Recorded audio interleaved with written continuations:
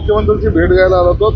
तब्येतीची चौकशी करण्याचा करायचा प्रयत्न होता माझा, परंतु आता सध्याला त्यांच्याकडे डॉक्टर उपस्थित आहेत.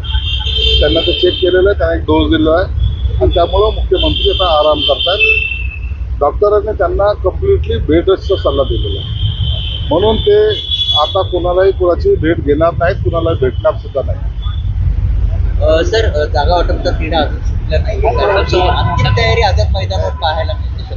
जागा वाटपचा तिढा हा फार किरकोळ गोष्ट आहे, तो आज किंवा उद्या सुटून जाईल. फक्त आता मुख्यमंत्र्यांच्या नावाची घोषणा करणं पक्षश्रेष्ठीचं बाकी आहे. त्यांनी ज्यांच्या नावाची घोषणा करेल त्यांचा शपथविधी हा त्यावेळेला होईल आणि त्याच्यामध्ये सर्वजण आम्ही सहभागी होऊ.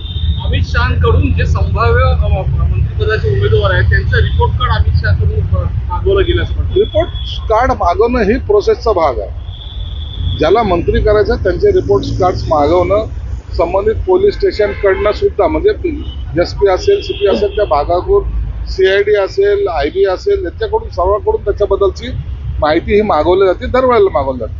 मग तशी मागवली असेल तर ते काही चुकीचं नाही. मागून नंतर व्हेरीफाय केल्यानंतर मंत्रिपदाची शपथ दिली जाते.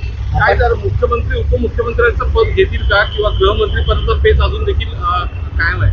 मुख्यमंत्री तब्येत चांगली होऊ द्या, त्यावर ते स्वतःच निर्णय घेतील. सर, आजारीपणाचा बहाणा हा फक्त शिंदे सरकारकडून केला जातो असं विरोधकांचं म्हणणं आहे. विरोधक काय म्हणतात, एकनाथ शिंदे आहेत. ते असे आजारपणाचे बहाणे करून पळणारे नाही, ते लढणारे आहेत.